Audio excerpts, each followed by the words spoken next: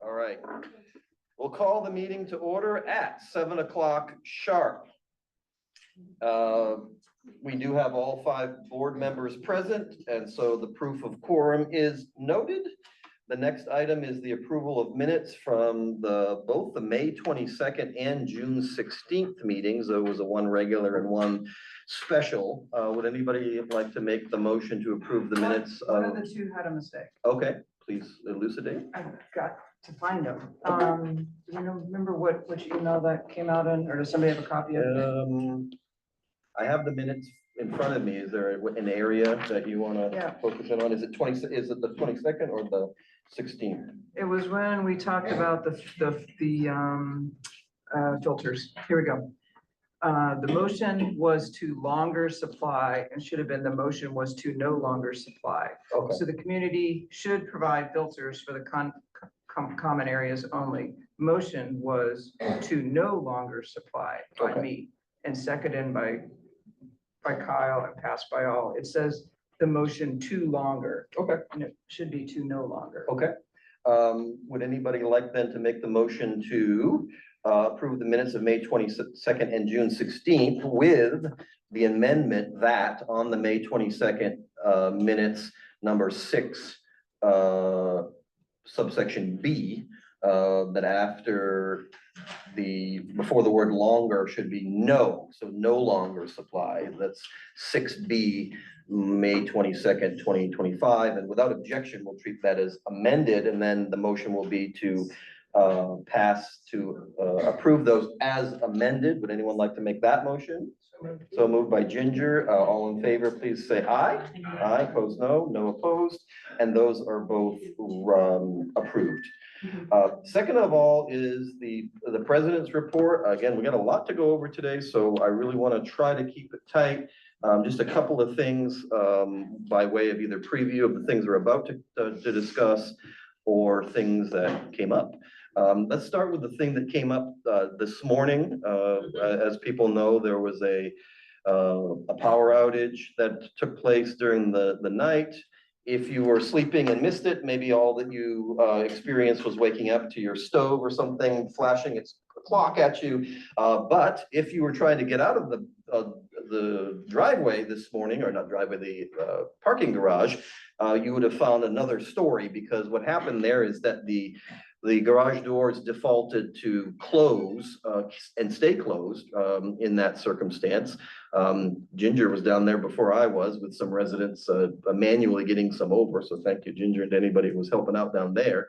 But I think, the power was restored, but something that I think it would be a worthwhile thing to think about going forward is, what happens in a situation like that. Dave Haley from Faith Mechanical was telling me that in the past, he thought that the fail-safe was supposed to be that the doors would default open in the event of a power outage, so that all manner of egress would be allowed.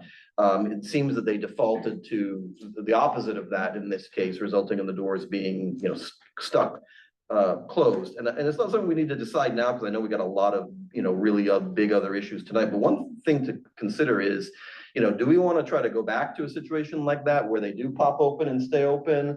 But we also need to realize if that takes place at 3 o'clock in the morning, then we're just kind of opening up our shell to the world. We may want to consider instead looking into, as Melina anticipated in her community email this afternoon, to make sure that those doors are on the emergency properly on the emergency circuit. So if they're not already, so that the idea would be that they would stay neither open nor closed, but would just continue to function during a power outage off generator power. So I think that's the thing to as far as lessons learned and what we want to do going forward. And I know that Ginger already mentioned that in her community note, but I want to, as my boss would say, foot stomp it. That's the expression he uses with me. I didn't say anything in the community. Melina might have. Oh, am I doing the same thing I always do, in which I'm conflating you and Ginger? You smack me next time. Yeah. I am Ginger. Hey, I'm telling everybody at my workplace, I'm turning 50 this year, and so I'm gonna ride that excuse until I get there. And so, you know, I know some people here. So anyway, Melina's community note, there we go. And so that's just food for thought later, because I know some people have said how it does cause a lot of angst if you feel like you are in some way trapped in the building. And I know that caused a lot of anxiety this morning. So just gonna want to recognize that that anxiety was out there and that we'll try to get to a better place. Yeah, go ahead. So I do feel whatever decision gets made, I don't even understand the fail open, because what would tell the thing to open up? If the power goes out, nothing's gonna tell the thing to open up. But if that technology would exist, I consider it, but I like that they fit, just leave them alone. But there's a way that you have to use the breaker bar to take them from electronic to the manual. Even if we just need to post a sign, somebody tried to jam up one of them like manually, and they got it halfway up without pulling the breaker, which could have broken the motor. And that costs all of us money. So at a minimum, I don't mind, myself and a bunch of other good neighbors walked around and pulled, yanked, whatever. We got 4 out of the 5 open. So people could get to work, people could get to medical appointments. I was late to work, but it seemed like the right thing to do, got that stuff taken care of. But somebody on their own accord had tried to get it up without doing it properly, and potentially could have damaged one of our motors. So I'm thinking at a minimum, we need to get signage up that says, do not, you know, push this thing up manually. If you're gonna like use the frickin' pull the cord, it goes up really easy. So let's try to protect our own money. All right, so that's just something I wanted to acknowledge, because I know, you know, getting to work in the morning and what is always a fraught time. And so I know people had some anxieties about that. Second of all, a resident brought up to me a good point, which actually happened to me as well, which is our HVAC systems, depending on which one you have, the old or the new, are both, but whichever, they're both very sensitive to water. And it's a bad thing to have leaks from them, because not only for your unit, but for those below you. What I've noticed happening, and which was brought up to me by another resident, which is in this extreme heat and humidity, if you are the sort of person that runs your AC on the cool side, as I do, I'm regularly hitting 68, 66 on my unit. So if it's 100 degrees out and you're kind of powering the unit kind of as hard as it can go, you may well experience condensation on your vent and the thing that takes the vent, whatever the thing is that takes it from the unit and pushes it down the hallway. But anyway, I think it's a vent. So what happens is if that condensation takes place in the little room there and it starts to drip down, it may well be problematic for you. And so 2 things. One, if you have a newer unit, which is installed, you know, recently, those come automatically with a moisture detector on the bottom. Will actually shut the unit off if you have moisture detected in the pan.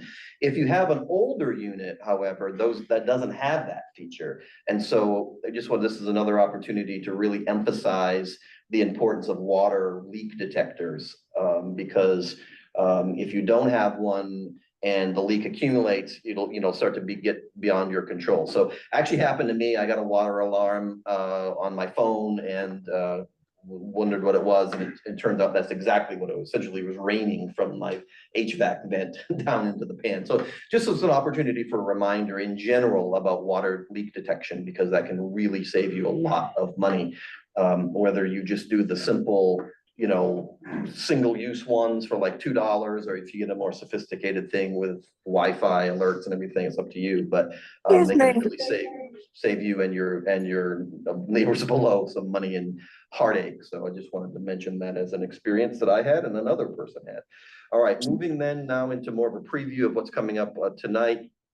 You know, it is a pretty consequential agenda tonight, because we're really getting down here to put a point on the window and envelope project. We're going to talk about it from many aspects, including financing, the contract itself, et cetera, et cetera. So I just want to let you know that, as I said in my letter, we may not get to we may or may not get to the point where we feel we have enough information to take that final vote, but we're gonna either do that or get as close as we can and then execute it the very next time. So that's kind of just what's coming up. Before that, though, we have another motion that I'd like to ask for. During the past month, we have been quite busy.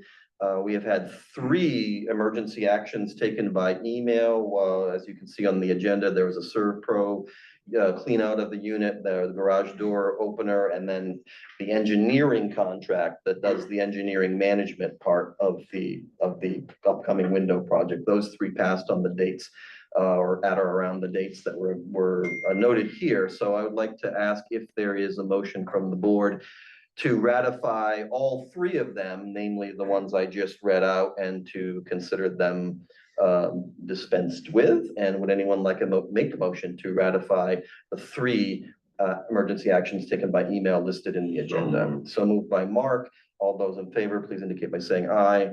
Aye. Any opposed? None opposed, so unanimously passed, and we'll move on.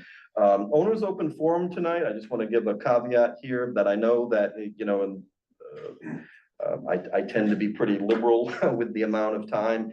Tonight, given the weighty and potentially lengthy discussions on some big issues, I would just telling people in advance, I'm going to be a little bit more strict about the time limit so that we can make sure that we get the larger discussions underway. So with that, I would like to open the floor to owners open forum, whether it's online or in person, and we'll start now. Hi, sir. This is Trini Lopez in condo number 110. I do have a few things that I wanted to address that we'll probably go over. Given that, you know, we are on a short time, when would be a good time to have a discussion? On what subject? I have a few questions that I just need clarified. Well, we're in open forum, so if you want to try a couple, and then if it starts to go long, we might ask you to hold until another time, but if you want to get an initial question out, we'd be happy to hear it. Absolutely. Thank you for that. One of the questions I have is in regards to protection of our keys that are the spare keys that tenants provide to the Hallmark. And those keys are provided just in case there's an emergency and the Hallmark needs to access our condos. I'm curious to know, how does management track who is checking out the keys, what time the keys are being checked out, and what time the keys are being checked in? Is there any protocol around that? Thank you. I'm going to defer to Melina because she's more knowledgeable. I personally, from the previous manager and now, have not known of there being a checkout policy. Melina, is there any particular sign in, sign out, or anything like that we so do? When I receive, most of my checkouts are from residents that say they have a contractor come in and give them a key. I write it down on my pad so I can keep track of who has the key. So that's my tracking, because I have to make sure the keys are returned. Okay. All right. So and once I take a key out, the box is consistently closed. And a back door key is not acceptable. We need a front entry key, because I may not be the one trying to get through the unit in case of emergency. okay. So, you know, whether or not we, want to change or update that policy is something that we can certainly talk about. I mean, I know in other settings, right, like classified information, of course, GSA approved lockers and all that stuff. I'm not saying we'll just go that far, but we may want to talk about from a security perspective whether we want a sign-in sheet. So, but yes, go ahead, Trini. I think you have. Yes, sir. Thank you for that. And thank you, Melina, for the response. The other question I have is, when I first moved in, and this is for me, I'm not sure if other tenants experience this, but I did provide spare keys to the manager at that time. And I'm curious to find out, how does management track that every key that was given or provided to the Hallmark is still there month after month, day after day? Is there a tracking system for that? So the way the key box is organized is by So we have on the right side of our key box, we have like a number system. It's not where you go up to the key box and if someone goes up to the key box, they can't just pull 110 out of it. You have to know what the system code is. So it's coded that way. I think I answered, sorry, the question.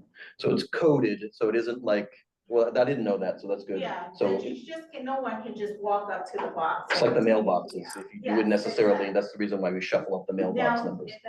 now remember her other question. So what I do notice, and what I try to do, my system is, if you give me a key, I'm giving you the old one back. But I do notice that that was not being done, because there's some old keys on some of those systems that are still there. But I always pick the selected one that's on top, so, to use for the door. Now, if that one on top doesn't work, then I'll go back to the one that's there. I don't wanna throw away a key because it's a key that they supplied to me. So I give it back to them so they can talk. Yeah. Thank you for saying that. My follow-up question to that is, if, since I gave, keys to a previous manager and that was logged in, do you have access or anybody else have access to that log to confirm that the keys were received? Well, I can definitely talk to you on the sidebar on this because per the email, you showed a backdoor key. That's not considered a key that if emergency responding want to come in, they're not gonna know that's your backdoor key. They're gonna go to your front door. They're not gonna go to your patio door. So Yeah, the yes, keys ma'am. the other keys that I have do not work the door. Yes, ma'am. That was in a sense an identifier to help you locate my keys. And that brings me to my last question. But to answer your question, that key was actually to the sliding glass door that was installed by the Hallmark. And I was given 2 keys and in front of Pat was here. I kept one and Pat was handed that key, the spare key. So I want that noted. Last question, and I'll be really quick. When the patio sliding glass door here in my condo was installed, did the board receive measurements of the old and new windows of my condo? And can you help me understand why updated measurements were needed and why Molina was the person collecting those measurements and not the actual company? My concern here is that I had many people in and out of my condo when the test patio door was going in. Measurements several times were provided to the board. Pictures of the old patio door, old window were provided to the board. And new pictures of the new installation of the test patio sliding door were provided along with measurements. There was a lot of emails that went back and forth, and I'm just curious to know, do you all have access to those documents? Is there a tracking system? So For Ms. those- Lopez, I'd like to correct the communication. The purpose of coming into your unit was to ensure that what was installed matches what High Rise will be installing in the units building wide. So we wanted to make sure that your installation, again, will match what High Rise is going to install in the other units. No measurements on my part was being done. I spoke that it would take only 5 minutes to do the color code and also just take a picture of the door to verify to the board that they do not need to order a door or window for your unit. That was the purpose. And Ms. Lopez, I think I may have misspoken in saying measurements, so I want to make sure I correct the record on that it was a kind of quality matching rather than, and it was other units as well that we were attempting to get access to. Yes, and thank you, sir. I appreciate for that clarification, and thank you, Melina, for that explanation. I will just want this for the record. And I won't go into a lot of detail, but I think it's important for anybody that's coming into your unit and they're knocking on your door, it would probably be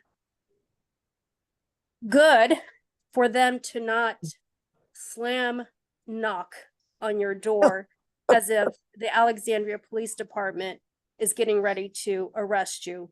So I just want that recorded and on the record. No, those are all my questions. Thank you, sir, for your time. Thank you, Melina, for your time, and the board, thank you for your time. Thank you. Hank, you had kind of got my attention, so you're next. Well, I want to suggest that when we have the open forum, that people stay focused on asking things of the board. If people are looking for explanations on how things work, then I think that's something that can be taken offline with the office, and it's not really something that needs to take place during the board meeting. Thank you, Hank. Anybody online, Melina? Yes, I do. Catherine Tarabokia. I'm in 104. And you had been talking about doing something about the garage doors. And I had brought this up when I moved in 2003 about getting rid of the keys for the doors and having something that goes up, looks like the what we get for the Easy Pass, but it looks like a credit card that allows you to go in and out of the garage, so that if it's pouring down rain like it's about to do this evening, or if it's snowing really hard, you don't have to stick your arm out of your car to open up the doors to to get in and out. You know, you just go right through with this little pass thing that, you know, you stick up in the above your mirror of your car, and it makes it so much easier. I had talked to Rick when he was alive and used to be our engineer here, and Rosemary when she was our resident manager. And then I had talked to whoever the next manager was of the building. And then I talked to Pat about it. And then I talked to whoever, now I'm going to talk to Melina about it and talk to the board. I've talked to the board several times about it. And nobody seems to be wanting to do that. And it's not that much more expensive, other than if you want to get the $50 for the Medco key as an expense. You know, you probably could still charge for the same thing for the little cards to go up in the windshield. And but it's so much easier, and people aren't going to get wet and rained on while they come into the garage. The other thing I was going to say, we're usually on the first floor. We're usually the last people to get anything done when a project comes up in this condo. And I would like to, if this window and patio door thing happens, if we can be the first this time. Because I was the last, I mean, we were the last people to have our patios done. We were the last to have, when they repointed the bricks and stuff, we were the last people. When they went around and did some of when they redid the electrical boxes, we were the last people. Sometimes, you know, we'd like to be first. Okay. I mean, we're not a whole lot of folks down here, but, you know, sometimes we'd like to be first. All And there right. are not a whole lot of units down here, so it wouldn't take you very long. All right. That's about Thank- it. And the other thing I have is, do we still have no covenants committee? That's correct. You're free to run. Yep, we don't have a covenants committee Okay. because nobody has shown interest in running for that. Okay, I would love to do that, but I have bad legs and I would need somebody else to go around with me, you know, so we could check things out. I'm willing right. to do it if somebody else wants to do it with me. All I right, can't do it by myself. all That's right. the only It- thing. It is an elective position, so it's not something where we can appoint you, but it's something Yeah. to, you know, okay, one and only one more, hopefully brief question, then anybody else after Donna, we'll roll you over to the second owner's open forum, but just one more concise question. Okay, thank you. We do have a governance committee. It does not have the two that are the members have to be elected. The president is always supposed to appoint the chairman of the governance committee every year. And that has not been done for the last 3 years, I think. Or more. My understanding is that if there's no quorum to be formed by a covenants committee, that the covenants chair couldn't. Read Couldn't. the bylaws and read the Okay. whole thing. I mean, I could appoint a chair, they just couldn't have any meetings because they wouldn't have a You don't need quorum. meeting. Okay. I will absolutely look at that. Yeah, no, you do not need a meeting to have a covenants. Committee. All right. All right, Okay. well, I will take a good look. Yeah, All right. Point here, but the Thank you. other thing I wanted, since Rosemary left, we have not had a person in power in the building Yeah, 24 I hours. know. And I know. Poor Melina's got to come Oh, here. Just hold up, Donna has the floor. Okay. yeah, anyway, the point that I was gonna raise is we used to have essentially a Boy Scout, Girl Scout emergency crew, such that when the doors went out, like Ginger was pointing out, is that they would be activated internally here. And if it was 3 o'clock in the morning, somebody would go on residential alert, then they would be able to go and open the doors. And that was Rosemary until she left. But we might want to think about having that again, after appointing an emergency crew here that could be activated on site.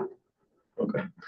All right, well, I am gonna close this first part of open forum. I noticed in the back, you'll be the very first at the next tranche, okay? I just want to make sure we get going on this. So next up is board discussion and the window and patio door replacement project update, progress update, financing update. I think board that are, if I may summarize, the principal questions for tonight are whether or not we feel we have sufficient information to make final decisions on either of them. If you would allow me to give my 2 cents and then we'll open for discussion. We do have a contract in hand, whether it's the contract that we are ready to sign is kind of the question. So we do have a contract in hand with a value on it, and we'll talk about that.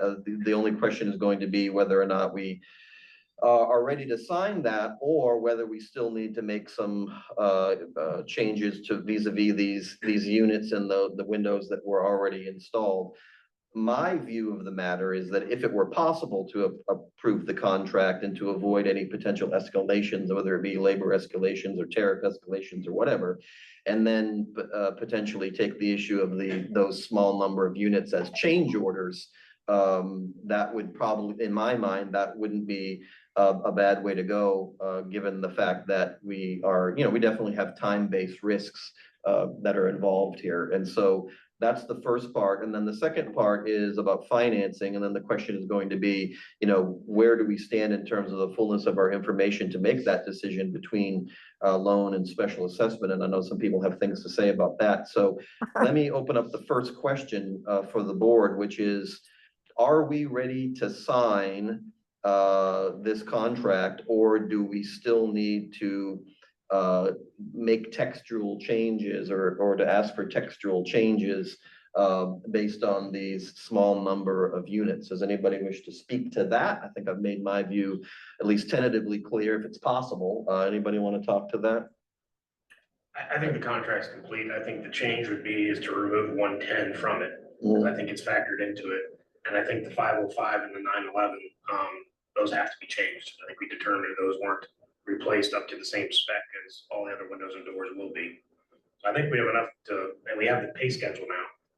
So I think we have enough to sign the contract. Then we just got to figure out how we're going to fund it.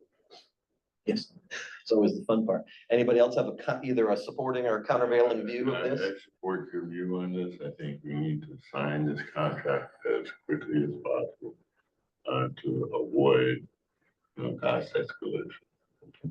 Anybody else want to speak pro or con on this, or we summed it up? It's covered. So I don't want to call it a vote this second. If we have votes to make, let's make them at the end of this section, so we know we have the full conversation, right? Because to Kyle's point, I don't want to take a vote for, commit us to $4 million and have us still be divided as to, you know, where the money's coming from. So let's turn to that financing, question.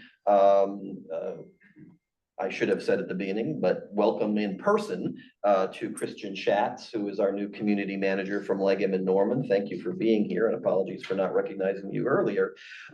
So I'm gonna kind of let either Ginger or others who are who've been working this issue kind of let us know the state of play, and then I think Valerie has some comments about special assessments, and I know Christian's done some work on loan scenarios, so why don't we just kind of see where we are and what we might need to know to go to the next decision point.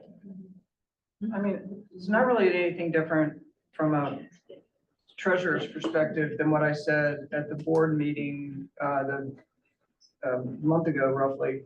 That we've got the amount of money we have in Morgan Stanley is what it is. You got to save money out for reserves. We need to not totally deplete it 100%. We got to have money for other emergencies that might come up. But we do have money to pull from there. We have some money in our operating funds that we can pull from to pay the first month or two. And at the end of the day, we need roughly 1.6 plus or minus, you know, 100K or whatever to either borrow or that we're short, basically. So it's where do we come up with roughly 1.6 million? We've got some rough numbers from a loan estimate from a lender. And the numbers two different ways, based on the 20 odd different combinations. Actually, it's like 30 odd different combinations of the different unit layouts and the height of the building, the way we have all the different combinations. And so we have estimates on what an assessment would be if we took 1.6 million and divided it up amongst everybody. And then we've got like, what if we had done a loan, what it would cost. The first number I want to say to everybody is we get a loan roughly to cover 1.6, we're going to be paying 2.2 or something at the end of the day. So you're going 600,000 is going to go to interest, or more. And people just have to say, is the benefit, you know, there's reasons to take loans out. All of us take loans out at different times, and, you know, for different things.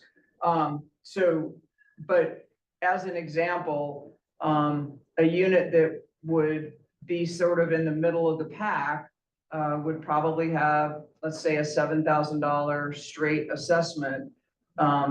If we had done a loan, and the one I have right now, you know, and it's kind of I want to say a worst caser because it's a 10-year loan, so it'd be like the longest period of time, would be as little as an extra $77 a month, but that would be over 10 years.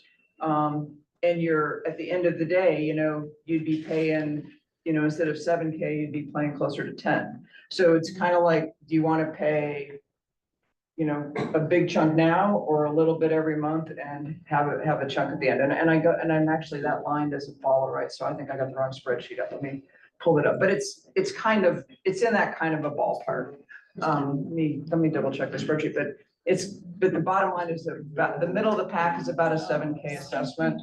And it's around $80 a month is the average for, we did like a 10-year loan. Could someone who has it up on their screen, or, because I just got too many little screens going on, could someone supply me with a final number from the CA Lindman contract, just so we have that out for the whole community to understand the point of reference? 3 million.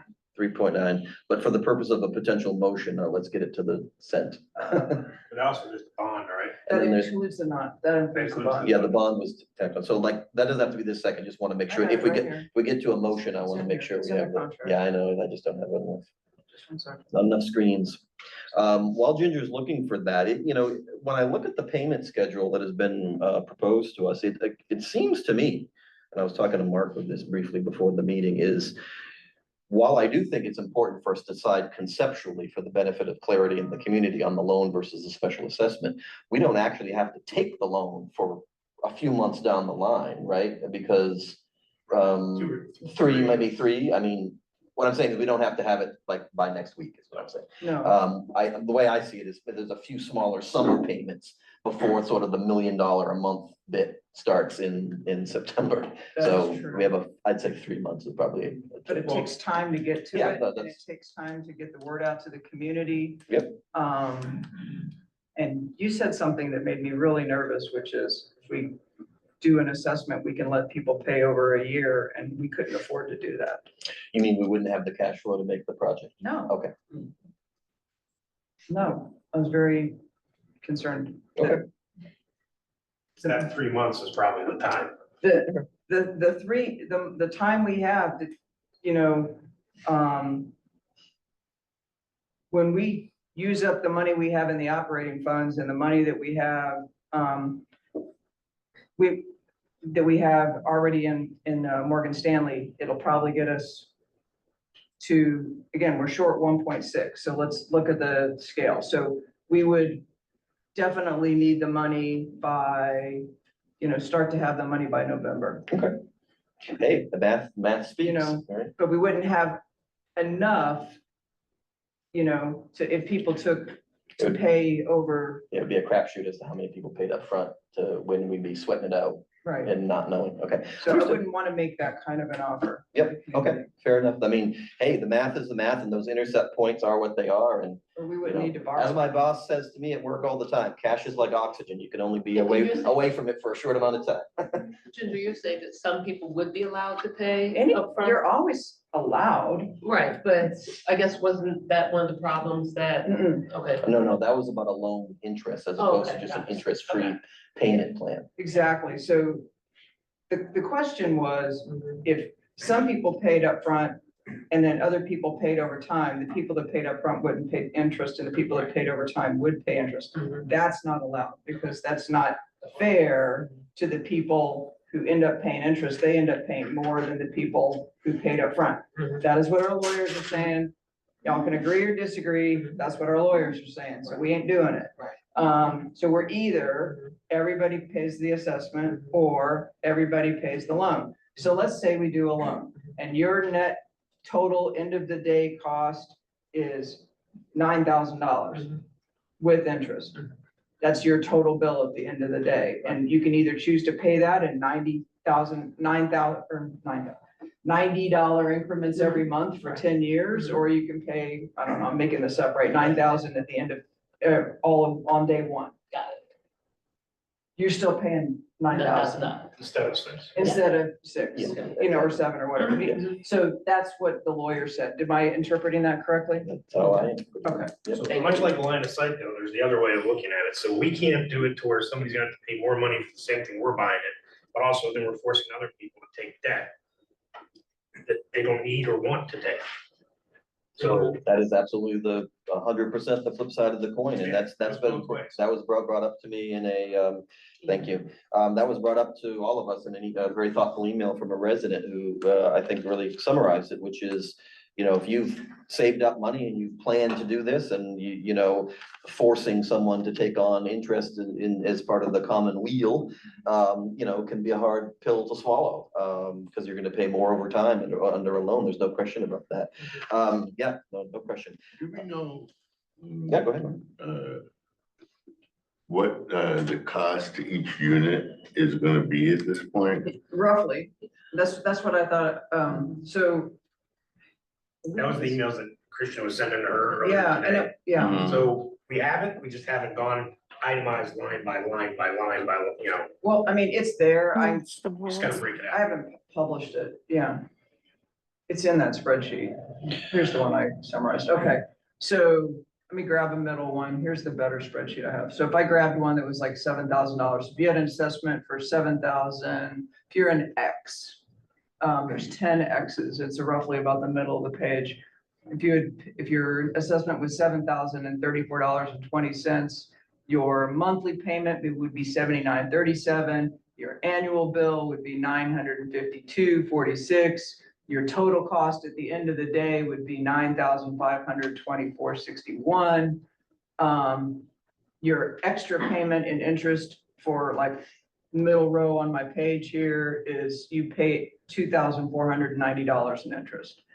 So not saying it's a bad thing, I'm just saying it an is thing. But yes, we actually, now, I don't know if I'm an A, a B, a C, a D, an E, a G, you know, whatever, but I do have by whatever letter you are based on the number of square foot, the number of bedrooms, the number of bathrooms, the height in the building you are, you land somewhere on that matrix, we could tell you that you were this thing. That is correct. It goes up to many, many decimal points. in the Yes, it in the does. declaration, I think it was like, 10 decimal points maybe? Some, yeah. oh my gosh. That's the ownership, declaration divisions, that drives pretty much everything Yeah. you pay here. 9 or 10, I have Yeah. trouble counting. Yeah, but okay. Many So, I want to recognize Valerie now because, you know, Valerie, I know you're in the, I mean, of course, we know you're in the real estate business and I'd like you to talk about, if you would, about some of your thoughts about special assessments and loans and, you know, how this plays in the market and, you know, anything else you want to comment on, so. you Well, I'm have not the gonna, floor. go on for a long time, but certainly last week Kyle, asked me, what's the big hoopla over a special assessment versus us not having one? And certainly, like I said to Kyle, it's really based on realtors who like to walk around and get in a fit when they see my client may have to, when I say my client, my buyer who wants to buy a property, there may be a special assessment on that property. And people believe, when I say people, some agents believe that implies that something is not being done well in the community. Now, certainly based on our history, we've only had one other special assessment in the history of this building. So that says that this building is being handled or financially is being handled, I would say very successfully, based on our area. And certainly it also means that we are upgrading our property, which is adding value to everyone's home. It's not as if we're doing something that shows that we weren't taking care of the community. It's an So, investment. right, it's an investment. It's, certainly that's gonna help everybody's electric bills, hopefully, I mean, and also it's a selling point. So question, what's the difference if you took a loan out? Because if you take a loan out, that loan for 10 years, 7 years, 5 years, doesn't really matter, Right. is still assessed Mhm. to each unit. And that's still like, what's the difference? Whether, I would say there is no real difference. I think it's just From the a- word, I think it's just more wording of hearing special assessment versus, So people get triggered. right, it's triggering, right, but some people it's triggering. Alright. Trigger warning. so Give me trigger from, warning. from the, this is a question for Christian. So if I have, and I've been told that if you have an assessment and it's not paid, which I think we need to get our assessment paid pretty quick, so I don't know that there's that much of a time lapse between getting the assessment and when we need it paid, that it would be involved in many sales of many units, but a few units maybe get caught in the mix of it. But when a unit got sold, when there was an assessment that it had to be paid by the seller, I think. What happens when there's a loan? If we have a 10-year loan and I sell a unit, that loan is still part of that unit, so their condo fees are still impacted by that loan. So you still have to tell that buyer, you're picking up your condo fees plus the cost of this loan, right? Right, So I don't know, because I in fact, don't, the title paragraph in the contract talks about, the debits and the credits that a seller and the buyer is going to incur. So that would be addressed by the title. I'd have liked it that the guy that sold me the place, I'll just say my opinion, we'll get at Barbara's thing. Just my 2 cents on that, I'd rather the person give it to me all cleaned up and finished and paid for versus saying now I gotta pay for something. I'm buying a new unit and I'm getting the condo fees and I'm getting this loan, so I almost feel like the assessments, a better, Clean. cleaner, situation. I don't know if you wanna go to a question or not, but anyways, that's my Yeah. 2 cents. Go ahead. Barbara, just a brief question. Can I just contribute on this particular issue as well? Because it's not quite like that. If it's a loan, of course, that's going to be reflected in the financials that a purchaser is entitled to receive. And it's in that resale package, they have a couple of days to review it. But it's so baked into the condo fee that it's not necessarily going to be perceived as anything other than, this is the condo fee for that particular unit that I'm looking at. If it's a special assessment, then per the contract, which can always be negotiated, but typically you don't find a lot of buyers who go, hey, I'm happy and willing to pay that special assessment for the seller. So the seller is going to be eating that. And, you know, that's just kind of the way it is. So we are going to have situations here, and I already know of some kind of potential pending ones, I think, where there are sellers who are trying to not pay that special assessment, who will try to sell beforehand, but they're likely gonna get caught up in it. And it's just something for anybody who's thinking about selling to consider, along with the perception issues that you know, Valerie addressed. That, yeah, Okay. it's gonna be baked into the condo fee if it's the loan. Right now, it's gonna be its own line item because the condo budget is already done for next year. Yeah, So no. on Town Square, it will be a different line item to your condo fee. But it'll be perceived by a buyer as, this is the condo fee. It'll be adjusted by a buyer by however their agent sells it to them. If I may, on the resale package, it will be just baked into the financials that you have a loan, it'll be a separate line item on the financials. But when the buyer receives it, it'll just be like line item 1, 2, 3, 4, 5. Loan could be line item 3, and they might just glaze over that. And they will see that the condo assessments are $700 for the month, and they won't see that 90 of that is actually the loan. They won't see that Exactly. separation in those documents. They won't see that until after the ink is dry, after they moved in, after they start actually paying. And so they log into town, Right, that's so they log into fair. town square. Whereas with the special assessment, it has to be called out very specifically, this is a special assessment. Right. So what I have created was a disclosure letter that speaks on the special assessment. So depending on the unit that is being sold, you put that unit on there, and it may be in the middle of, like you guys mentioned, what the owner may have paid down on it. And usually, what I've done with the project before, you give a balance of what's due. Because you gotta report what the assessment fee is at that special assessment. So the disclosure letter talks about the project, the paragraph that I have talks about the project, and then at the bottom, if you want that piece, it talks about for that particular unit, what that special assessment amount would be. Right. What the breakdown would be. Or loan. Oh, no, not on No, loan. no. The loan wouldn't be, but the loan wouldn't be disclosed in that way, right? You absolutely can disclose it in that way. You can? You can. Or else you could just let someone find it on town square when you log in, Right. which I guess is the So crux whenever of you the guys matter. are ready, I think I sent it by email for you guys to review, so that when we get to this point, we can go let Yeah. legal look at it to make sure there's nothing that we need to take out. Yeah, if we do a special assessment, which is really the question on the tables, so. But that's still, that disclosure letter still needs to be approved by legal, because it needs to go in a resale packet. You cannot but have not this if- project. But not if we You can do a take special you can- assessment. You can take the special. Oh, you assessment say just the portion project, the out, major project, yeah, but no, you still fair have to notify the buyer that a special project is, well, we're enhancing. fair enough. Ginger, How long do you normally give people to pay an assessment? well, I mean, I'll defer to you, but A special a assessment. special, my working assumption was always that you would give them a base number, let's say 7, 8, and then you'd give them some time, but we're hearing that maybe our cash flow needs wouldn't. Right, and accommodate that. it's unique per association. I had an association that I assisted on about 10 years ago. They did a special assessment, and it was a massive special assessment, but they were able to, like, it made the $1.6 million look appealing. But it was, the way that they did it, they were able, because of the cash flow that they would generate every month from the special assessment, they were able to just keep things going as it was with the project.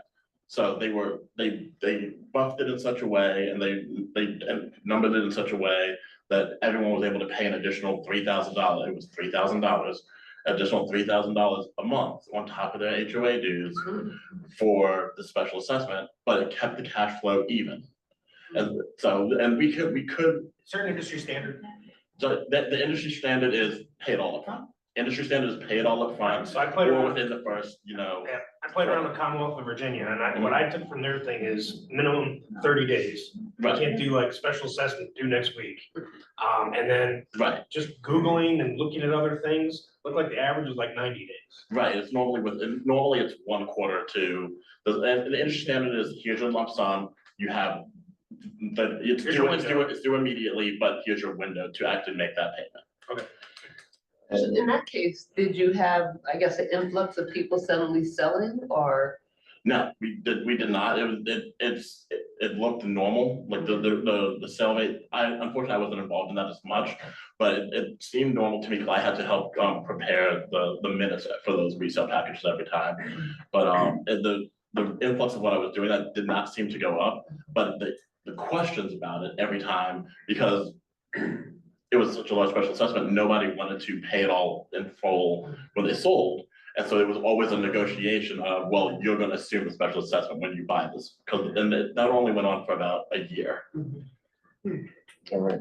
I know we have a couple more people that want to make points. I just want to say, as we kind of move towards a decision time, which is, I did suggest by emails a couple of potential motions that would be in order here. So I just want to bring them out. On the one hand, if we wanted to do a special assessment, one could make a motion, and my suggested motion is that the board authorize and direct the president to liaise with and direct Reese Broom for the preparation of any documents and or policy resolutions necessary to effect a special assessment. If we wanted to go in alone, we could say that the board authorize and direct the treasurer to apply for and execute a loan in an amount not to exceed X. Those motions don't have to be, I mean, they could be modified or whatever. Those are just two things to get your minds around. But I think there's still some contributions to be made. Valerie, have you finished your part? All right. Ginger, did you want to say anything else or? Okay.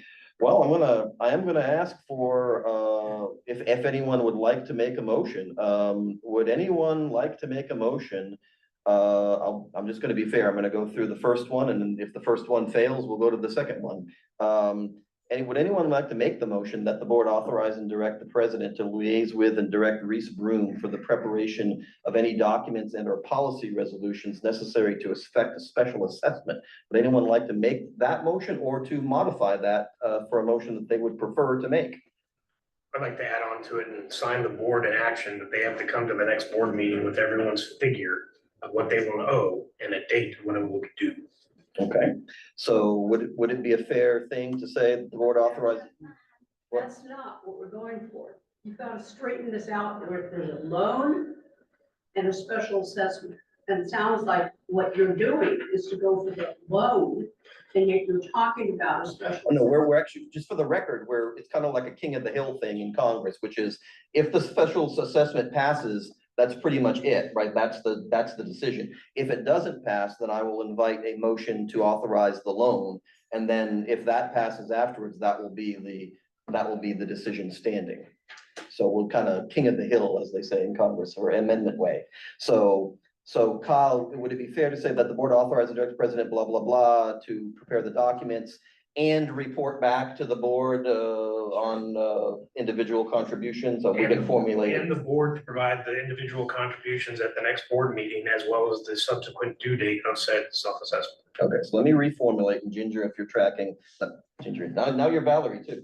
Valerie, if you're tracking, so at least to be fair, you're not Melina anymore. Valerie, if you're tracking the motion, and Kyle, correct me if I'm wrong, that the board authorize and direct the president to liaise with and direct Reese Broom for the preparation of any documents and or policy resolution necessary to effect a special assessment and to report back to the board by the next board meeting with specific payable amounts per unit with a payment schedule there too. Does that capture your intent? Yes.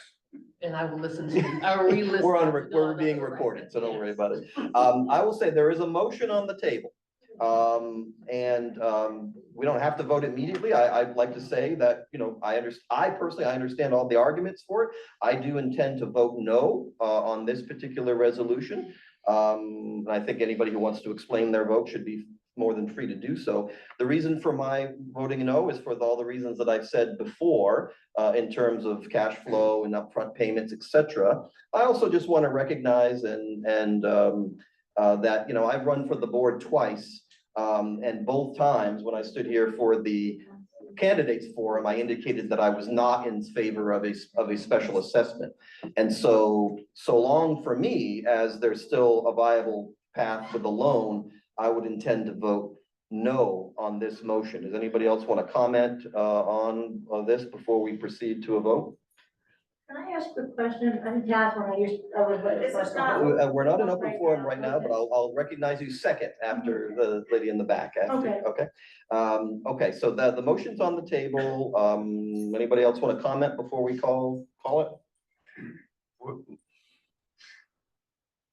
Since if we get a loan, I mean, let me make sure I have this right. Okay, we want to be sure. You can't, if we get a loan, you can't pay off your portion of the loan upfront. That's correct. That's correct, You can, but you have to Can. pay with the interest with the interest. upfront. Yeah, Okay. as You long pay as you, thousands of dollars more. Right, if you get a special assessment, There's no interest at all. there's no interest at all. I mean, you have, That's correct. you know, 3 or 4 months to pay it off, whatever that is. Yep. That's correct. And, you know, and Please, let's keep it minimal. Thank you. I know Jeff, please, let them decide. Mark. so contrary to what we were talking about earlier, I know there are a lot of people in this building that would prefer to not have to pay any interest at all. Or if they do pay interest, they pay to the institution of their choosing. Right, so they go get their own loan, and they're Right. probably gonna get a better rate than what we've been getting quoted. My thing is, I think it's physically irresponsible to not do a self-assessment. And somebody come and look at our numbers later, all of our numbers are gonna look lower, and they're gonna look lower for a long time, or a longer time. And in addition to that, we know we have more projects coming up. This is the first of like at least 4 major projects in the next 6 years. Per that general, you know, assessment that came through and looked at everything. You know, we got the garage drying, and we have to pull up all that soil and redo that whole thing. That was a 2 common price project. You I have think the it's a physical- balconies. Yeah, and I think you're forcing The this small- debt onto people who don't want it. Can I ask a question of Christian and or Melina here, which is, what was just said about you could pay up front, but you'd have to pay all the interest ahead of time. That wasn't my understanding of how this works, For for a loan. Let's just, so for a special assessment, everybody knows it's a lump sum payment. You've got X amount of time to pay it, the end, super clear, Right. done. For a loan, you know, if my amortized amount over 10 years were $9,000 versus 6, can I just pay 9,000 and be out of it for 10 You years? actually cannot. Okay, I didn't think you could. Because if you were to, say you were to just pay that, put it on your account, because the loan would be baked into the budget. So for this fiscal year, because the budget's already been approved, it would be a second line item on the, on your statement. But for every, budget year going forward, it would be baked into the assessment, the regular assessment. It would not be split out, it would not be called out other than on the budget, it was separate line item. So your assessment amount, your monthly assessment amount would just go up by whatever your loan portion is.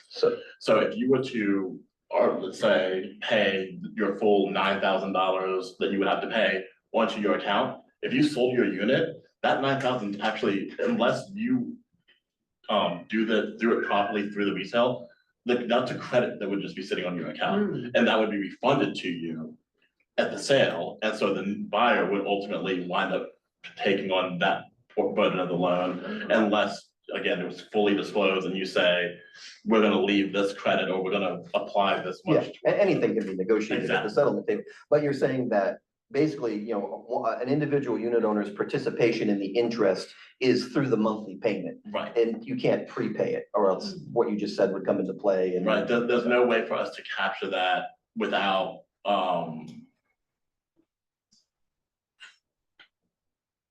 without a significant logistical hurdle, and it would not feed into the budget accurately. All right, thank you for that, Also, I'll remind you that there was somebody, I don't know how many board meetings ago, but he was tired of waiting on the board, and he was ready to sign a contract. And he's willing to pay $26,000 to replace his windows and doors. And I don't think on that matrix, there's even one of these places, it's even that close to that high of a number. Correct. So that shows you how desperate people are to get this thing People are done. desperate. Yeah. We don't have another 3-4 years to build up the coffers to go pay for the project. Just, you look at the ever rising condo fees, and when somebody looks at, or whatever their condo fee is, and then you throw on the extra 90, 150, whatever dollar they get based on the size of their unit, it just makes it, we can talk all the smack we want about how an assessment makes you look bad. I think a high condo fee makes you look bad. Like so if I may add on to that, it will look like, I'm just pulling numbers out of air here, but you would, instead of it being like a regular like 3% increase for cost of living, it would be a sudden like 15-20% increase in condo assessments from year 1 to year 2. At that point, it stabilizes, but then for the next 10 years, it's gonna be that higher number. So you just did what normally would have been an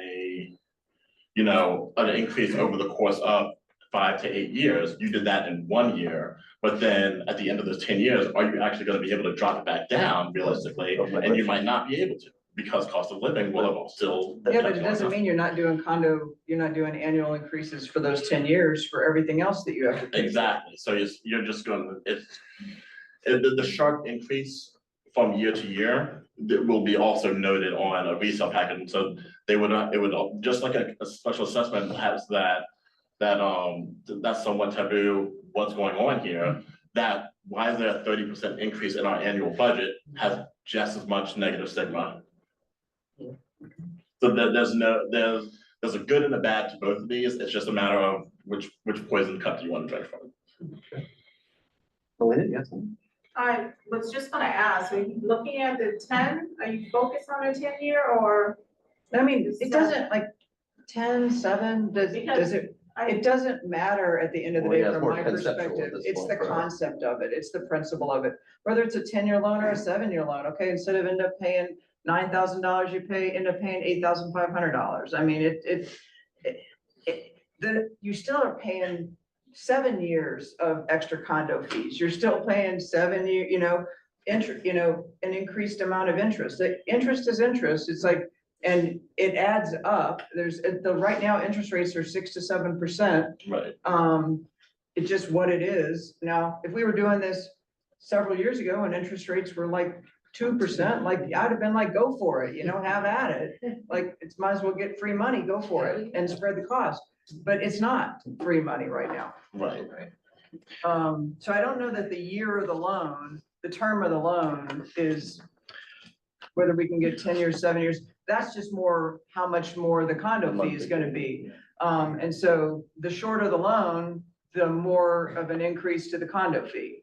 So pick your poison there. And if we get a loan, I think there would have to be a follow-on discussion on the terms that we would, how much of an increase we wanted to give to people. We could do a 3-year loan and it would be this ginormous increase, and that would have an impact in a visual. So I don't know. Thank you. All right. Mark? The more I hear, the more I'm sort of swaying away from the loan to a special assessment. Because, I don't think it's fair to make somebody have to pay interest over 4 years, 5 years, whatever. It's, if they can pay it off right away. Some people don't like to have standing. All right, well, we get paid the big bucks, i.e. none, to make the big decisions. So I would, if there's no other discussion, I'd like to call the question, which is the motion on the table. I don't want to go through it again because it's on the video. Basically, it's the special assessment, president to go to the Ruth Broom, get the documentation order, work with the, obviously work with the general manager for all the necessary things, and then to report back with specifics per unit by the next meeting.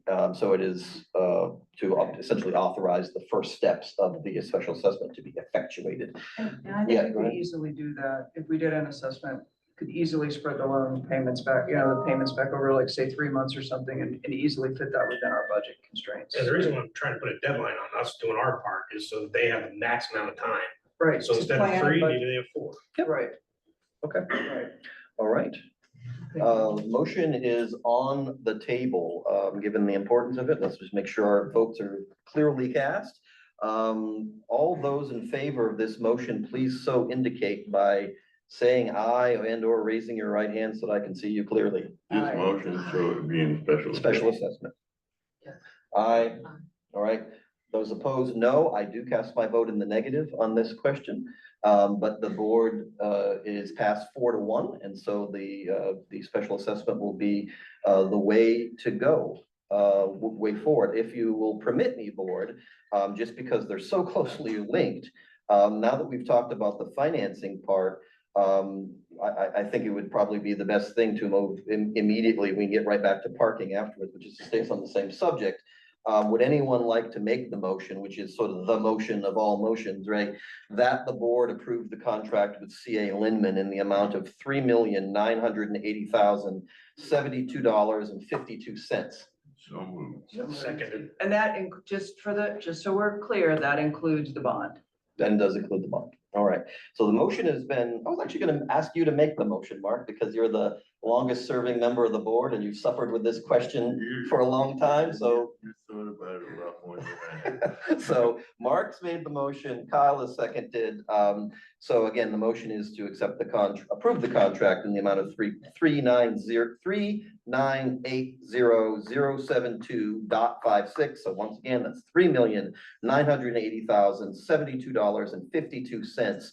All those in favor, so indicate by saying aye and or raising your hand, so I can see you. Aye. I do also vote yes on this, none opposed. And so, I think we want to take a moment here, take a moment, the whole community, not just the board, but the whole community. That motion has passed by a vote of 5-0. And I'm happy to say that, in the words of Gerald Ford, our long national nightmare is over. Just getting started. But yeah, the corollary is that the real issue is just getting started. So thank you for that, and we will report back accordingly on all those things. All right. The other thing to talk about tonight is parking. I know that Melina and Ginger and I were all on a call with at least one of these people. I don't remember which one, to be honest with you. ParkX. Melina, would you like to, and or Ginger, just to whoever, kind of summarize where we're at in terms of, potential electronic or mobile solutions for the parking issue? Well, I really don't have any comparison to speak on it. ParkX did provide us with a quote. It's kind of all over the place because I think they're trying to sell us other components that they offer. So when I'm able, Ginger and I were able to go to the vendor that you recommended, and they unfortunately had an internet issue, and I emailed her but never got the proposal from her.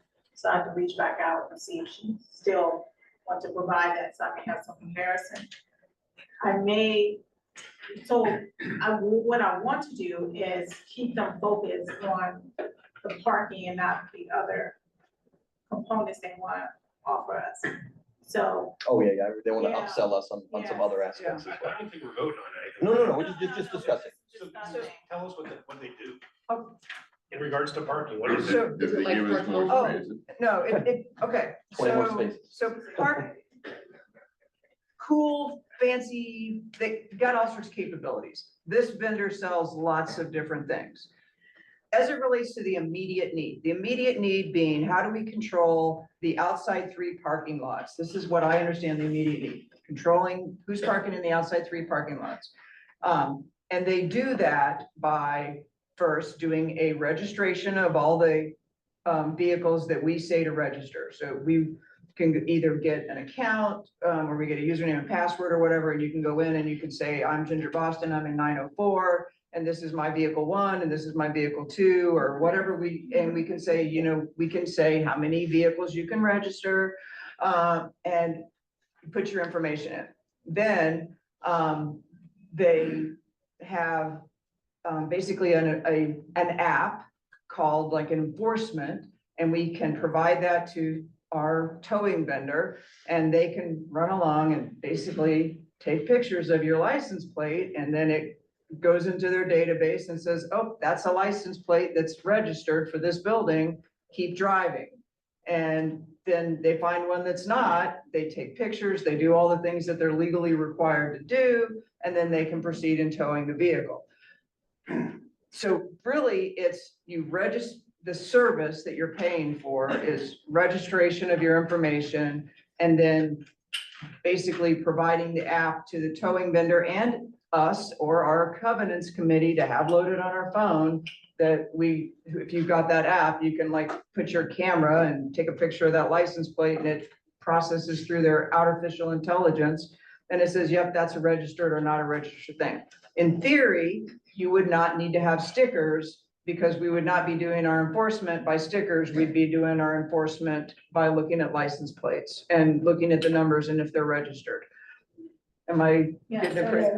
Okay. That's what they do in Europe.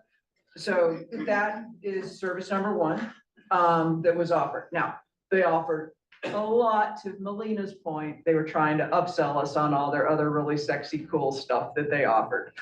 They had to something that was super exciting to me until I saw the price tag.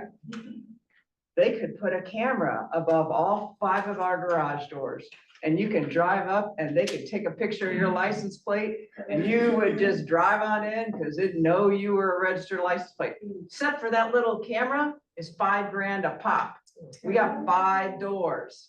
So really fun, not really within our budget, especially since we just took out a $3.9 million project. So, but really cool. But they have these capabilities. So it's on the spectrum of, they were like, hey, you want to sell your parking spots? We can do that, like Park Mobile. We don't want to sell our spots because we don't have enough spots for everybody that's here. So we're like, don't want to talk about that. There's a million reasons why we don't, but they were trying to sell us that. And to Melina's point about the upsell, I'm just trying to explain where that, this is where these comments are coming from. Yeah, there's really cool technology out there. To your point, keeping it to our immediate need. The immediate need is we could register, and both services, even the one that was kind of sketchy internet connection, both services, you would register your license plate information in a database. They would then help provide that database to your enforcement, either yourself or your towing vendor. And that would then allow them to determine if that was an authorized vehicle or not, to go out. I hope that explains the. So is there a monthly fee? Yes, Yes. yeah. So there's a startup fee, which ParkX provided us. It would be, I don't know, it was actually not too expensive. It was like $250 or something to stand up the database. But then it was maybe, I think, and I think I'm getting this right, they had a lot of different things offered, but I think it was maybe $100 a month to just enable like the enforcement thing. But it would become a recurring cost that you're paying every month from now until whenever to have that capability. Now until they change their fee. Right, Until they but change when you said enforcement fee, so someone You, riding they, around. they're giving, Oh, you can have it on your app. Oh, okay. And you can either, we could choose to just have our covenants or whoever be our parking committee do that. We could enable that to our towing vendor to have that on their devices, which they probably have a camera on the baseboard of their thing that they go around and scan people as they drive by and scan license plates and And go. what about visitors? So for visitors, you would, depending on the rules we would provide them, we would say, you can have a visit, that each owner could register a visitor for 1 day, 2 days, 5 days, whatever we could say. Oh, we have the little hang tags too. We're getting rid of those. Oh, okay. The idea would be that owners could either use their phone or use a computer to go online and register and get them and register their license plate for a very specific period of time. Okay, that's good. And for those who don't have computers or don't use, smartphones, they can sign up with Molina. There's also We a could- phone, for one of them, I remember saying there's a phone There's a number. phone number. So They can also if you were provide a stuck or 1-800 something, they could call them and they could actually Right. potentially open the gate for you if they saw your So, license. but yeah, so they did say that they could provide it, but again, we'd probably have to pay for a 1-800 service. Right. But if you're, I would think if you don't have one, maybe your guest has access to a computer. I think most people have access to one, they may not. But you're not required to have a phone, a digital, a smartphone. Does that help? I think it does. Melina, do you think that it, so we're not at a point where we have like a proposal, right? A No. proper proposal. So maybe that's the next step, is to see if we can get some proper proposals for our consideration. Does that seem like the next I would step? think that, to your point, it would be a Bare bones one. bare bones. I think we need to tell both or an additional vendor that for the beginning phase, we would like a bare bones, just the managing of the 3 exterior lots. Yeah, just, Unless the board feels differently, I don't think we have an enforcement issue inside. I think the enforcement issue is primarily, the immediate concern is outside, and then if we like the service, you could expand it if you wanted. yeah, and I think that to your point, we have 3,980,000 reasons not to do the bells and whistles. So if the board is okay with it, we'll ask, Incorporated into the. hold on. season pass. Yeah. We'll ask Melina to get some proposals on this for our, again, Melina, but to Ginger's point, when you were asking for the proposals, it's not the bells and whistles versions, the version for people that just took out a $3.9 million. I was glad they provided it because at least it told me stop asking for it. I got all excited when he's like, I can put this camera up there and take a picture of your license plate and you drive in. And to the point made by somebody earlier today, you don't have to get wet when it's snow or cold when it's snowing. That was super exciting and appealing, except for at $5,000 a camera times 5 doors. And then all of a sudden, it became unappealing. They said they could do that and get rid of our Medco keys. They're like, yeah, we can have it so you hold your phone up to the door and it, zaps you in like you do when you go, I have some people, you go to a hotel and they put your room key on your phone or digital whatever. key. They could do that. Like they'll sell you the moon, but I don't think we're there right now. So we just want to go with external lot management. I believe that's true. Okay, thank you all. Thank you for hanging here with us, because I kind of knew in advance that given the importance of these matters, there's a lot to do tonight, so appreciate everybody hanging in. I did promise before, we're gonna go back to Owners Forum Part 2. I promised the lady in the back that I would recognize her first, and I promised you over here to go second, so let's honor that. And yes, ma'am. Well, some of my questions were answered, but I'm Patricia from 312. And as far as the parking tag, I know said earlier that if you want to have a guest, that you would have to let Melina know about it for right now. What if you have an unexpected guest? For instance, last night I wasn't here for the power outage because I stayed at my sister's in Arlington. And in her building, for a guest parking pass, we pay $20 for a 24-hour period, which is fine because I didn't have to pay to park on the street. I've already set up to get a parking space in her building because I thought the windows were going to be replaced in July.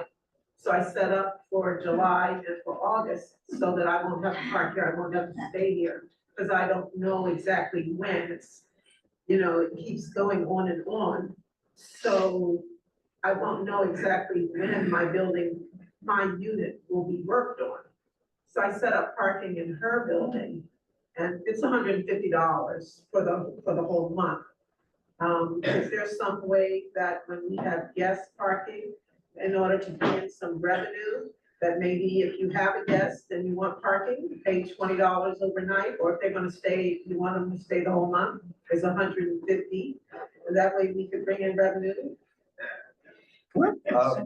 That is something to consider, and I seem to remember from one of the presentations that some of these apps do have some technology for revenue generation, so yeah, I mean, it's a good suggestion. And then the other question, she mentioned that some people don't like smartphones and they don't like computers. We have a lot of older residents in the building, and I'm one of them. I hate emails. I hate using I have a smartphone, but it has the apps on it that came on it. I think the key personally is the best way to go, other than having a camera or whatever. That's just me, because I'm older. All right. Thank you. Ma'am, I said you could go to the second. I was just gonna say, I watch TV at night and, you see all these ads, especially on, the channels and stuff, some of the, not the regular channels, but they have these specials on you buy 3 windows and you get 2 free, and they're offering all these special things. You don't pay for 2 years if you do this with the loan, you don't have to pay interest and stuff like that. It's interest free and you pay at the end of the 2 years of the year. Have they offered us anything like that for this contract that we're Yeah, signing? yeah, I mean, I understand your point. The issue there is that the windows that we're offering are not retail level windows. They're commercial grade windows. And so, Yeah, what some of these are, that they're willing to do that they're custom made windows. no, I mean, like, there are different rules about high rises and pressure, wind pressure and different specs as opposed to if we were just putting them on a house. Okay, so. Which are more like your walk up kind of Home Depot type style or No. Anderson windows or something like that. Yeah, no, but those are, a lot of those there they're great, they're commercial windows. You know, like I put into when I renovated my aunt's house before I sold it down in Miami, I had to put in hurricane force windows. So that it would, Was it a high rise or a house? no, it was a regular house. Okay, I think that's the distinguishing feature there. It's like a single or 2-story house has very different specifications as opposed to the wind and other. This was 15 years ago, and I put windows that would withstand 250-mile-an-hour winds. All right. I see 2 hands, but is there anyone else who hasn't asked a question online before I go back for anyone who wants to sex it? So Barbara and Hank. Barbara, you go, then I'll go. to Chat Hank. is Oh, no, disabled sorry. online. No, pardon me. I'm sorry, not Barbara or Hank, because Donna, you had your hand up to be a Chat is third. So. disabled online. Pardon? I'm gonna get to online in just a moment. but The we're chat gonna, is disabled online. Chat. Okay, so we'll look into that. Thank you. Donna, then Barbara. I just wanted to clarify that for everybody here, I didn't realize that Tom was operating on a different set of rules. There has always been 2 ways that the Covenants Committee has functioned. And both of them require the chairman, but one doesn't need the chairman. Because I've been chairman of Covenants for over 10 years and I've been it all here. What you've got required is to appoint the chairman of Covenants. That person is on call 24 hours a day, and I've been that person that will at 1 o'clock in the morning get a phone call from somebody saying, there's somebody stuck in front of the garage door and I can't get out, and what do we do? Well, as chairman of Covenants, what I ended up doing was towing the car out of the garage. I had to call, sign the bill and everything. So that's what that covenant was. You don't wait until you're gonna have a quorum of 3 people to decide what to do, which is 2 weeks away. That doesn't work that way. You can have that hearing, and you may have to have it by somebody who parks, in the wrong place all the time.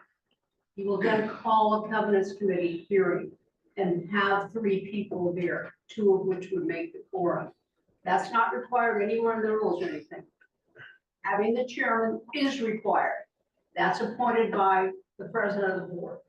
And the other 2 are supposed to run. What normally happens is that the chairman of the Covenants Committee then basically recruits the 2 people who run. And they sit the next time and everybody, then you have a full Covenants Committee again. It's run both directions because that's what's happened.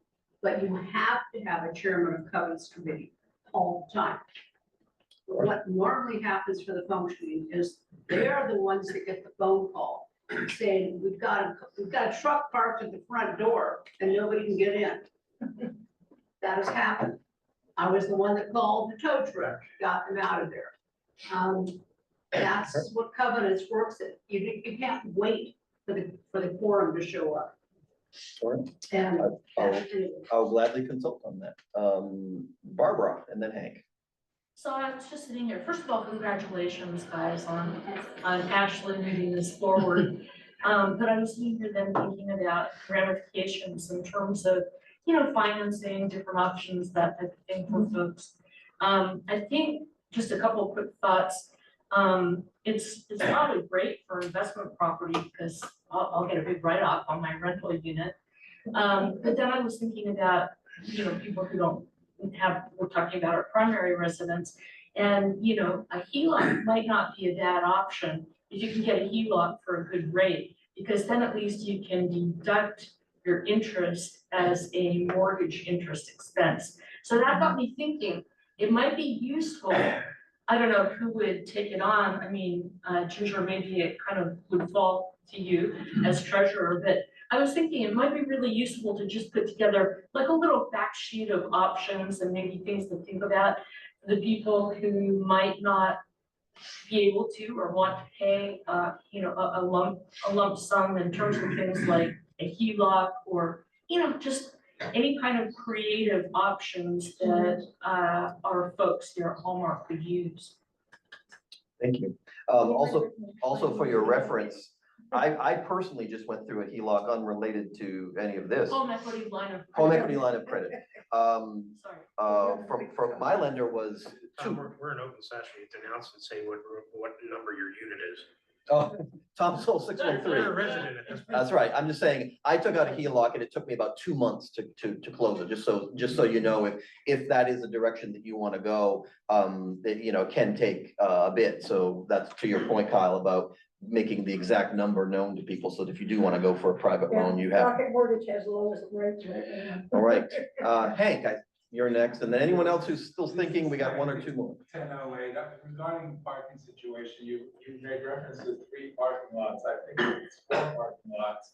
I think we need to be concerned about the visitor spot in front of the building as much as the other lots, because What's the 4th lot? The And there are underground, 2 on either side over here, but it's really just considered one lot. there's 3 surface and 1 underneath. The one as by- long as the parking in front is concerned, because I think my major concern is that a lot of people are using the areas that we got now, Two down block there. the front.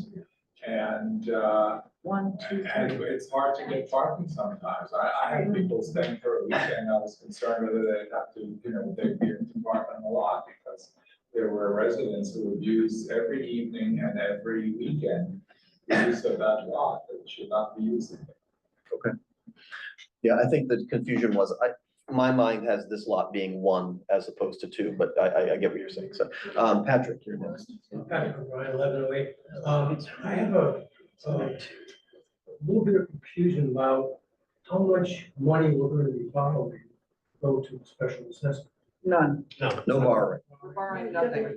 Okay, how much of our reserve are we going to put toward the payment? 2, to reduce- 2.2, 2.3. About How much do 2.3. we have in reserves? That's a. Just one at a time, please, Patrick. So, yeah, so we're not going to be assessed for $4 million. No. So, yes, as much as, yeah, absolutely, great point. We're not contemplating a $4 million special assessment. We're gonna use, as Ginger said, 2 point something. Yeah, So- please take a deep breath, everybody. So and the math includes like 10% for risk, like in case we have overages, in case we have change orders. We're not doing the math just based on the price of the loan. We did the math based on the price of the loan plus 10%, just in case we have change orders or things pop up that you don't plan on it. The costs also include the cost of the engineer who's helping to advise us and do the QA/QC and validate things and help us ask technical questions that we're not skilled or qualified. I mean, we may, but think we are, but they're, legally qualified to make those kind of assessments and things. So at the end of the day, we need roughly $4.5 million for all of that, which includes the risk money.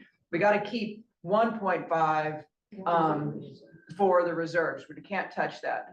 So, what we need to come up with is 3.39. So then I subtract out the amount of available reserves and everything else. And so that's where the 1.6 comes from. So it's taking all the costs that we're aware of, throwing in some extra money just in case, and then subtracting out the 1.5.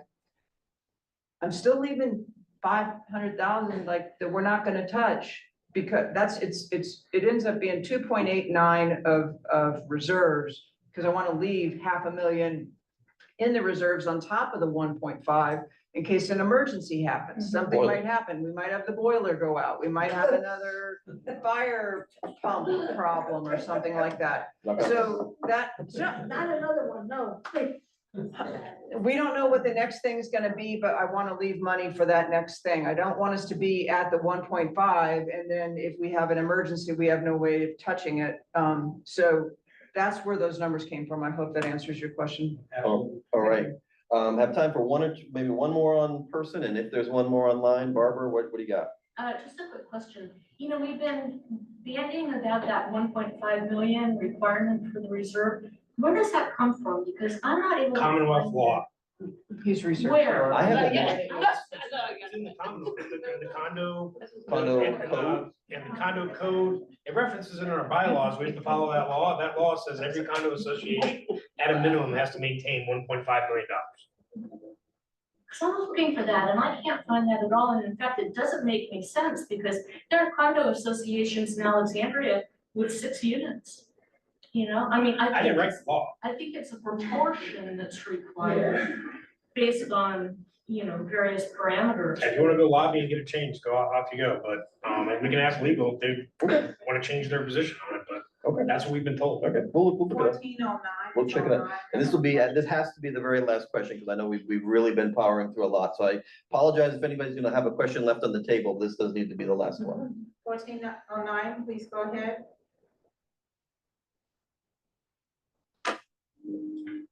Go ahead. That's right. Are you on mute? Window of opportunity, Yeah, 1409. hold on, let me help this out.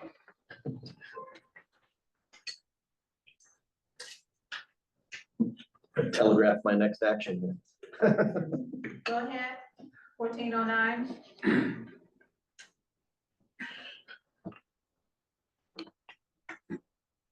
Fourteen oh nine, you have until my next yawn to get this out.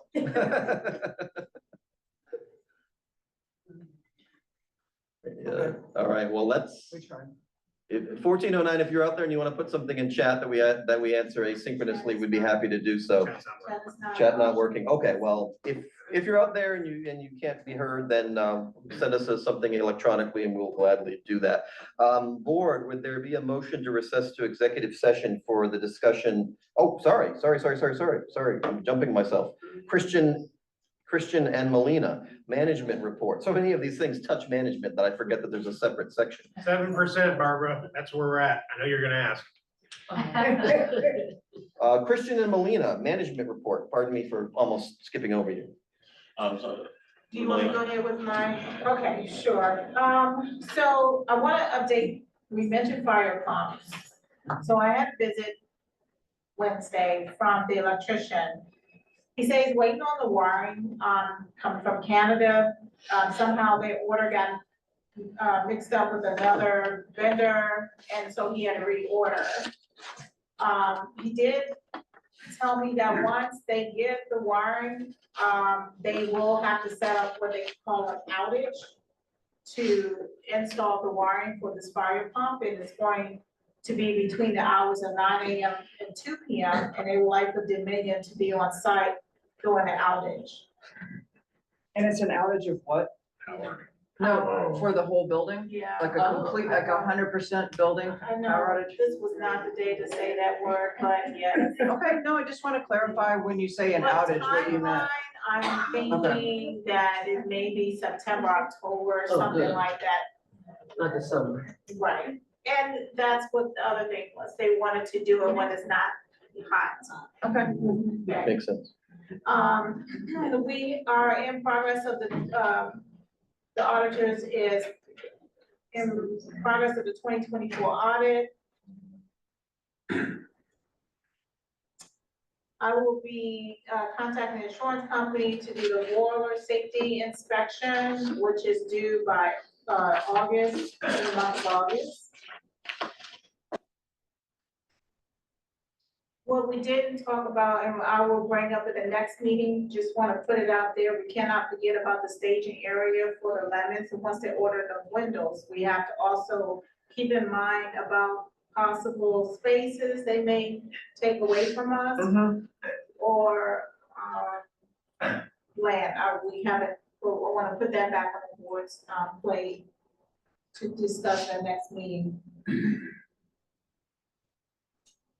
So we postponed the Studebaker troubleshooting with the sub-meters.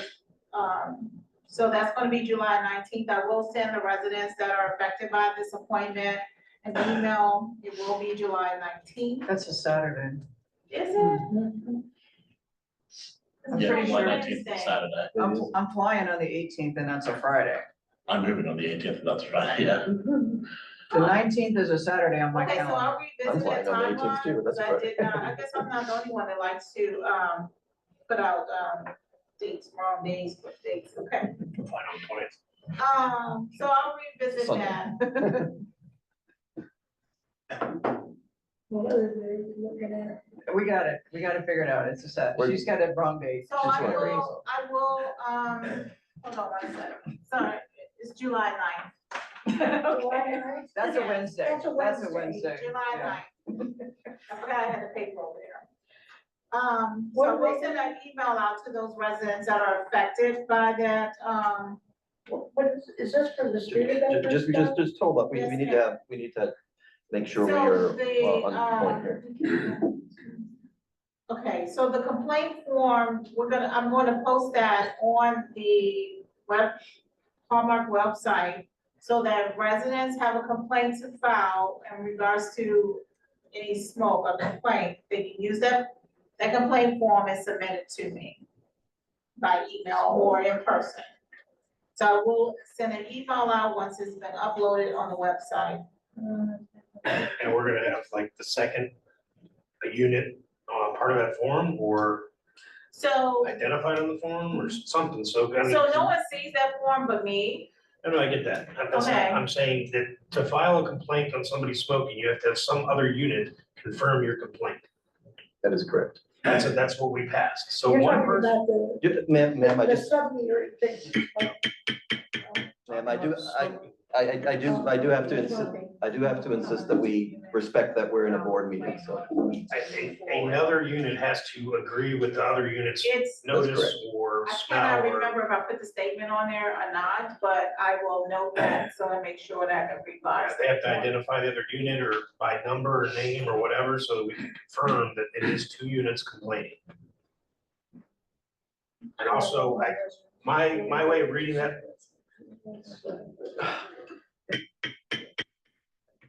my way of reading the whole thing we passed was just because you own two units, doesn't mean your nose was in both units at the same time. That is correct. So it's two independent units. On that floor or that tier. Whoever the Well, other person's confirming. The standard is reasonably specific and credible, and I do, for an executive session, I do have some legal stuff to talk about, but Kyle's 100% right.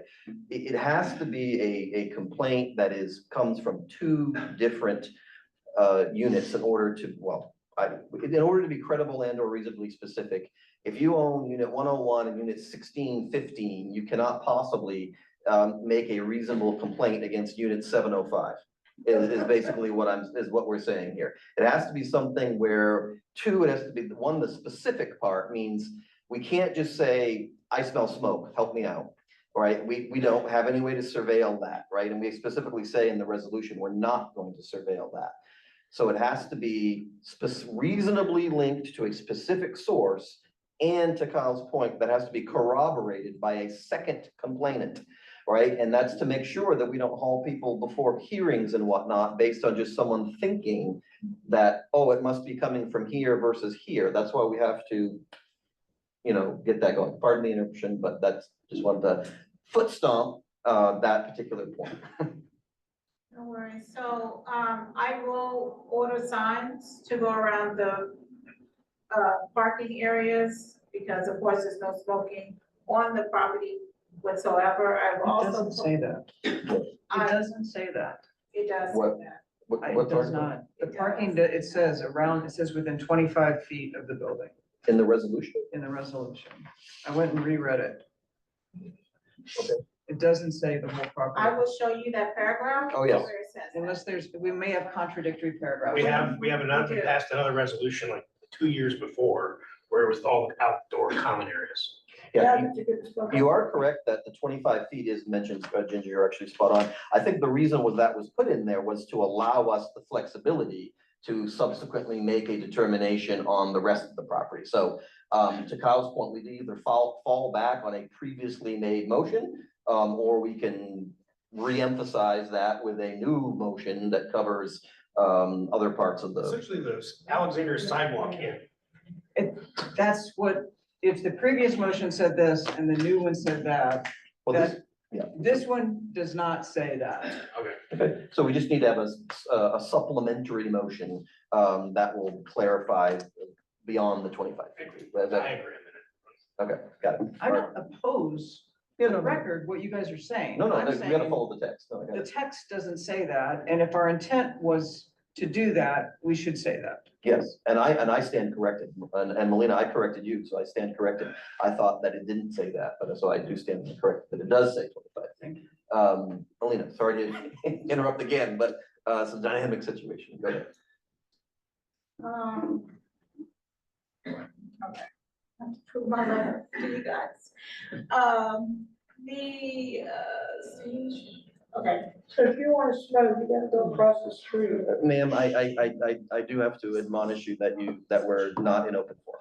so the office will be closed on July the 4th. I will be out of the office from the 3rd to the 7th. And I think I'm done with reporting. All right, yes, a well-deserved break from Melina.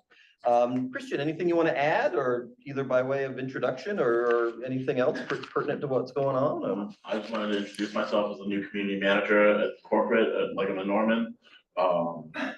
I've been in community management for about 10 years now. But my first 5 years was with Leggett & Norman doing residential management. I took a segue, did retail, industrial, commercial, and then I came back to Leggett & Norman to go back to residential. I did a few associations while I was doing the non-residential stuff too, mostly business associations.